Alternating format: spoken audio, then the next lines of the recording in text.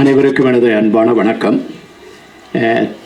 நேர அருமை கருதி தோழர் வந்து நினைவுபடுத்துவதற்கு முன்பு நான் முடித்து விடுவேன் என்ற உறுதியையும் கூறுகிறேன். இந்த நிகழ்வில் கலந்து கொள்வது என்பதே என்னுடைய வாழ்வினுடைய ஒரு மிகச்சிறந்த ஒரு நிறைவாக நான் கருதுகிறேன். நான் அங்கு அமர்ந்து பார்த்து கொண்டிருக்கும் போதே இதில் வந்த காணொளி, பாடல், இதில் வருகிற சில முழக்கங்கள் இவையெல்லாம் குறித்து கொண்டே வந்தேன். நேர அருமை கருதி ஒவ்வொன்றாக டெலீட் பண்ணி கொண்டு வந்தேன்.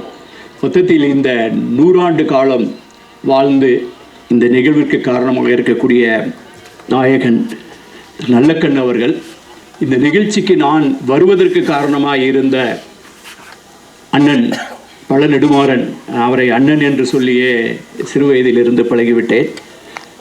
அண்ணன் நெடுமாறன் அவர்கள், திரு வைகோ அவர்கள், அவர் உடல்நலமில்லாமல் இப்பொழுது மீண்டு வந்திருக்கிறார், எப்படி பேசப் போகிறார் என்று நிறுத்தி கொண்டிருந்தேன்.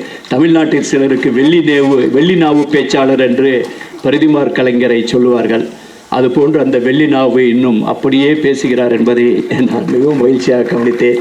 இப்படிப்பட்ட ஒரு மாபெரும் அவையில் பேசுகிறேன். முதல் நான் சொன்ன இதில் ஒவ்வொன்றா எழுதியிருந்தாங்க. தகைசால் தமிழர் நல்லக்கண்ணு, மிக அருமையான பட்டம். புரட்சியின் கிழக்கு, சமத்துவ சுடரொளி, பொது உடைமை பேரொளி, விடுதலை விளக்கு, நிகரமை நெருப்பு, நேர்மையின் குறியீடு, எளிமையின் சிகரம். இப்படி ஒவ்வொன்றால் படிச்சுட்டு நான் என்னுடைய அலைபேசியில் போட்டுகிட்டே வந்தேன். அப்போ எண்ணத்து மனதில் ஒன்று தோன்றியது, எளிமையின் சிகரம்னு போட்டிருக்காங்களே, எளிமைக்கு சிகரம் இருக்குமா? சிகரம்னாலே பொதுவாக நம்ம இந்த சிகரம் எவரெஸ்ட், எளிமையின் சிகரம் இருக்குமா? எளிமையானது தானே, அதற்கு சிகரம் இருக்குமா? ஆமாம், சிகரம் இருக்கும். ஏனெனில் எளிமையை போல கம்பீரமானது வேற எதுவும் இருக்கிறதா? உண்மையில் மிக கம்பீரமானது எளிமைதான். முகநூலில் நான் ஒவ்வொரு ஆண்டும் நல்லக்கண்ணையாருடைய பிறந்த நாள் போடு ஒரு பதிவிடுவேன். அதைவிட சிறந்ததாக நான் சொல்ல முடியுதென்றால் மீள் பதிவிடுவேன். இந்த முறையும் அதைத்தான் சொன்னேன். நல்ல கண்ணு என்பது இயற்பெயராயினும் அது இயல்பு கருதிய காரண பெயர் அப்படி எழுதுவேன். இதை நான் சரி நம்ம தான் நல்ல கண்ணுங்கிறத இப்படி சொல்லிட்டு அது எளிமையானதுன்னு கேட்டால், இந்த 80வது ஆண்டு விழா மலரை நான் புரட்டி கொண்டே இருக்கிறேன். நல்ல கண்ணு பற்றி என்னெல்லாம் சொல்ல முடியுமோ இந்த நல்ல கண்ணு உள்பட எல்லோரும் எழுதியிருக்கிறார்கள். தமிழ்நாட்டில் கட்சி வேறுபாடு இல்லாமல் அனைவரும் வந்து பாராட்ட விரும்புகிற ஒரு உள்ளம், ஒரு மனிதர், அவருடைய வாழ்க்கை. சரி, இந்த மேடையில் நான் எப்படி வந்தேன்? இந்த மேடையில் நான் பழ நெடுமாறனுடைய அழைப்பின் பேரில் வந்திருக்கிறேன். நான் பள்ளியில் இருக்கும்போதே ஸ்தாபன காங்கிரஸ் இயக்கத்தில் அவரோடு அணிவகுத்து நின்று மதுரையில் நான் களப்படி அணியவன். அதனால் கல்லூரியிலிருந்தே நீக்கப்பட்டவன். ஒரு முறை என்னை காவல் நிலையத்திற்கு அழைத்து செல்லும் போது நெடுமாறன் தான் என்னை தொலைபேசியில் மீட்டெடுத்து பரீட்சை எழுத வைப்பான். எனக்கு அவர் ஒரு திண்டுக்கல் இடைத்தேர்தல் போது ஒரு சட்டமன்ற தொகுதிக்கு பொறுப்பாக எனக்கு தனியாக ஒரு கார் கொடுத்திருந்தார் பிரச்சாரம் செய்வதற்காக.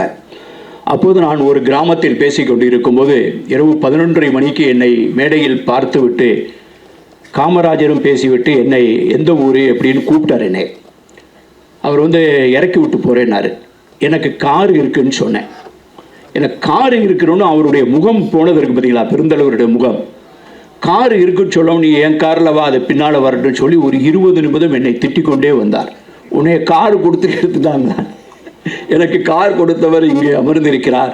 அப்போதுதான் அவர் சொன்னார், இனிமேல் நான் உன்னை இந்த பக்கத்திலேயே பார்க்கக்கூடாது, ஐஏஎஸ் எழுதி கலெக்டர் ஆகிவிடு என்று சொன்னார். நான் அதன்படி படித்து இந்த தமிழ்நாட்டிலே வேலை பார்க்காமல் 40 ஆண்டுகள் வேலை பார்த்து வெளி மாநிலத்தில் ஒரிசாவில் வேலை பார்த்து இப்போது திரும்பி இருக்கிறேன். அந்த நெடுமாறன் அழைத்திருக்கிற இந்த மேடை வாழ்க்கை ஒரு முழு வட்டம் அடித்து கொண்டு வருகிறது. இடையில் நான் சிந்துவெளி ஆய்வாளர் என்று அழைத்தார்கள். இப்போதெல்லாம் அப்படித்தான் சொல்கிறார்கள். அந்த ஜேர்னி ஆஃப் சிவிலைசேஷன் நூல் வந்ததற்கு பின்னால் கொரோனா காலத்தில் அண்ணன் நெடுமாறன் அவர்கள் அந்த நூலை ஒரு 7-8 மாதங்கள் தொடர்ந்து வாசித்து அதை பற்றி ஒரு 167 பக்கத்தில் ஒரு புத்தகம் எழுதியிருக்கிறார் என்றால் அதை விட எனக்கு வேறு என்ன தேவை இருக்கிறது? எனக்கு கார் கொடுத்து அரசியலுக்கு இழுத்தவர், காரை பறித்து கொண்டு அரசியலை விட்டு விரட்டியவர், அவரது இல்லத்தில் தான் நான் பிரபாகரன் அவர்களையும் சந்தித்திருக்கிறேன் என்பதையும் பதிவு செய்ய விரும்புகிறேன். விவேகானந்தர் அச்சகத்தில் பார்த்திருக்கிறேன். இப்போது திரு நல்லகண்ணு அவர்கள் மீண்டும் நம்புவீங்களா? ஏன்னா என்னை மாதிரி தமிழ்நாட்டுக்கு வெளியில் இருக்கிறவனுக்கு மிக முக்கியமான நிகழ்ச்சிகள் எப்படியோ நடந்துடும். எப்படியோ பெரியார் பேசுகிறத கேட்டு நான் பள்ளிக்கூடத்தில் அடி வாங்கியிருக்கேன். காமராஜரோட காரில் போயிருக்கேன். முத்தமிழறிஞர் கலைஞரோடு நேரடியாக பேசி பழகியிருக்கிறேன்.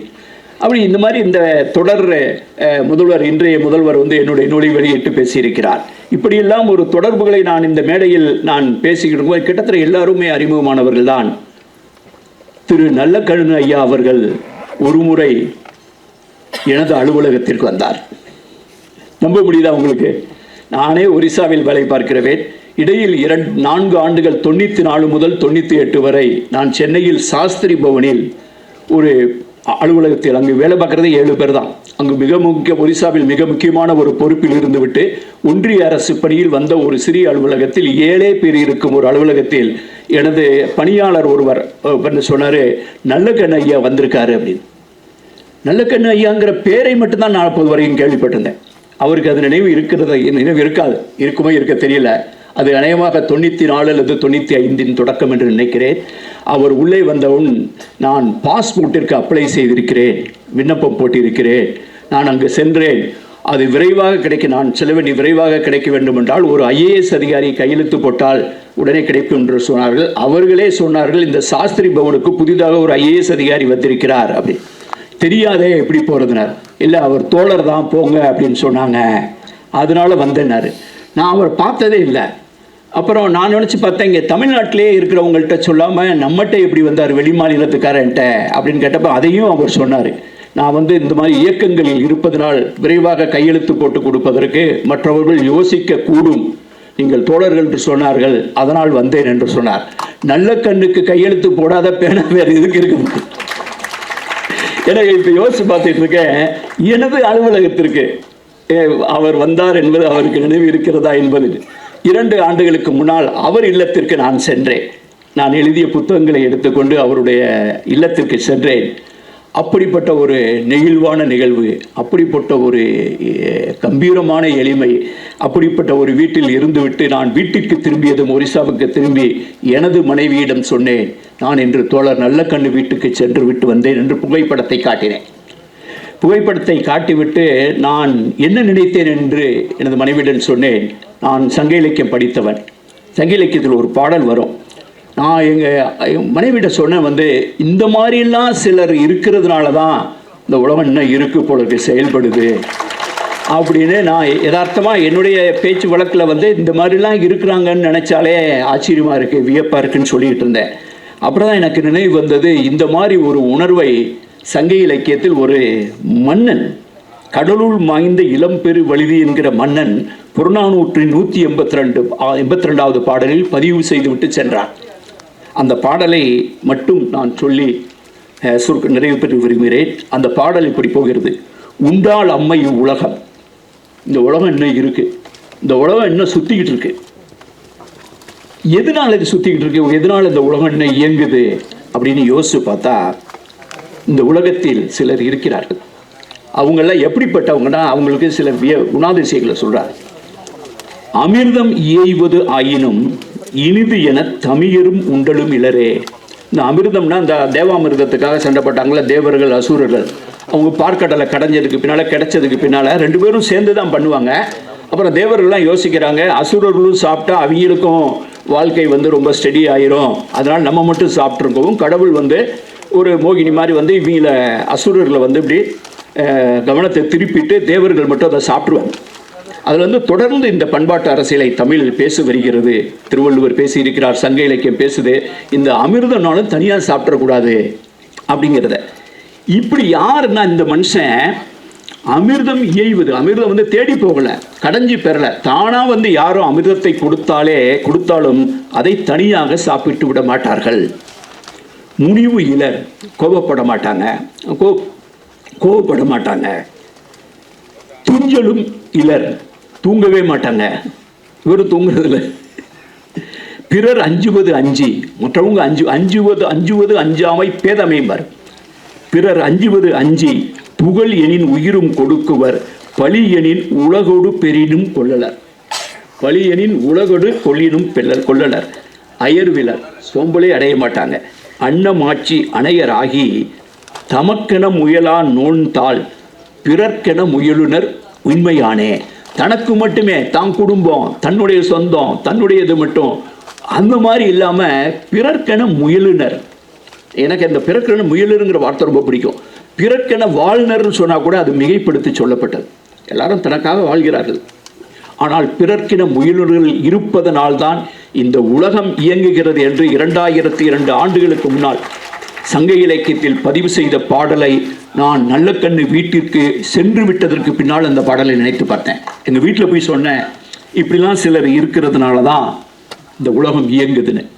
சரி, நம்ம மனசில் தான் இப்படி தோணிருச்சா அப்படின்னு நினச்சிட்டு நான் 2 நாட்களுக்கு முன்னால் எங்களது ரோஜா முத்தை ஆராய்ச்சி நூலகத்தில் நல்லக்கண்ணு பற்றி 2 புத்தகங்களை எடுத்து வந்தேன். ஒன்று பசுமை குமார்னு ஒருத்தர் எழுதியிருந்தார், வரலாறு அப்படின்னு. இன்னொரு புத்தகம் 80வது ஆண்டு நிறைவு விழாவை பற்றி ஒரு மலர் போட்டிருந்தாங்க. அதை படிக்க நான் குறிப்பு எடுத்துகிட்டு வந்தேன். இப்போ நேரம் இல்லைங்கிறது ஒவ்வொன்றா குறிப்பெல்லாம் கட் பண்ணிகிட்டே வந்துட்டேன், முடியாதுன்ட்டு. அதில் இந்த ஒரு கவிதை நான் சொல்லியே தீர வேண்டும். ஏனென்றால் இந்த தூங்க மாட்டாங்கன்னு புறநானூறு சொல்லியிருக்குது, இவருக்கு பொருந்தும். அமிர்தம்னாலும் தானாக சாப்பிட மாட்டாருன்னு சொன்னல, அப்துல் ரஹ்மான் எழுதியிருக்காரு அந்த 80வது இதில். கவிக்கோ அப்துல் ரஹ்மான் இன்னைக்கு கூட ஒரு கவிதை நூல் வெளியிட்டிருக்காங்க. இது 80வது நிறைவு விழாவில் இருந்தது. நீ உறங்காத கண், உன்னை எந்த இமையும் மூட முடியாது. நல்ல கண்ணை பற்றி நிறைய எழுதுறாரு. அவருடைய நெற்றி கண்ணு, நல்ல கண்ணு அப்படின்னு இந்த கண்ணுங்கிறதே வச்சு அப்துல் ரஹ்மான் எப்பயும் உங்களுக்கு தெரியும்ல எப்படி எழுதுவாருன்னு. அதில் இந்த 2 மட்டும் எடுத்தேன். நீ உறங்காத கண், உன்னை எந்த இமையும் மூட முடியாது அப்படின்னு சொன்னோன்னே, ஏன்னா நம்ம தான் உண்டாளம்மா பற்றி நினச்சோம். துஞ்சலும் இலர் அப்படிங்கிறத எல்லாருமே நினைத்திருக்கிறார்கள். அவர் கவிஞர் சிற்பி எழுதுறாரு, தண்ணீரை போல் எளிமை, பட்டுப்போல் தகதகக்கும் மிகு மென்மை, கொள்கை காக்கும் திண்மையிலே உருக்கு போல் உறுதி, ஓடி தீராத நதியை போல் உழைப்பு, என்றும் எண்ணத்தில் களங்கமிலா சிரிப்பு, மிக்க இனியவராம் நம் தோழர் நல்ல கண்ணு. இது கவிஞர் சிற்பி. கலைஞர் முத்தமிழறிஞர் கலைஞர் எழுதுறாரு, கருப்பு நிறமும் சிவப்பு சிந்தனையும். அதுக்காகத்தான் நான் இதை வாசிக்கிறேன். கருப்பு நிறமும் சிவப்பு சிந்தனையும், காரியம் மாற்றுவதில் கண்ணும் கருத்தும், மற்றவர்களுடன் தொடர்பில் அன்பும் அடக்கமும், மாற்று தரப்பினரிடம் மதிப்பும் மாண்பும், இலக்கியத்தில் ஈடுபாடும் பிடிப்பும், புதிய செய்திகளை படித்தறிந்து கொள்வதில் ஆர்வமும் ஆவலும். அவர் எழுதுனது 80 வயசுல. புதிய விஷயங்களை ஒரு மனிதன் 80 வயதில் தெரிந்து கொள்வதை ஆச்சரியமாக அவர் எழுதியிருப்பார். இந்த 100வது ஆண்டிலும் இந்த கவிதைகள் எல்லாமே பொருத்தமாக இருக்கிறது. ஆக இந்த வகையில் அவரை ஏதோ ஒரு வகையில் 94, 95 எனது அலுவலகத்தில் வைத்து சந்தித்த ஒரு எதிர்பார்க்கமிராத நிகழ்ச்சியும் அவரை சந்தித்திருக்கிறேன். மற்றபடி எனக்கு வேறு தொடர்பில்லை. நான் பழநெடுமாறன் அவருடைய அழைப்பின் பேரில், அவருடைய அன்பின் பேரில் இந்த மேடையில் இருக்கிறேன். இந்த பொன்னான வாய்ப்பிற்கு இது ஒரு மிக நிறைவான ஒரு நாளாக கருதுகிறேன். இங்கு சென்றாலும் சுற்றி தமிழ்நாட்டிற்கு வெளியே போனால் கூட இந்த மேடையில் இருக்கக்கூடிய பலரையும் ஏதோ ஒரு வகையில் ஏதோ ஒரு இடத்தில் சந்தித்திருக்கிறேன் என்பது எனக்கு நான் தமிழ்நாட்டை விட்டு விலகி செல்லவில்லை என்பதை மீண்டும் என்னை உறுதிப்படுத்தி கொண்டே இருக்கிறது. இந்த வாய்ப்பை நான் மிகவும் நிறைவாக கருதுகிறேன். நீங்கள் உங்களுடைய வாழ்த்தை பெறுவதில் எங்களது பெரிய பேராக நினைக்கிறேன். அழைப்புக்கு நன்றி, வணக்கம்.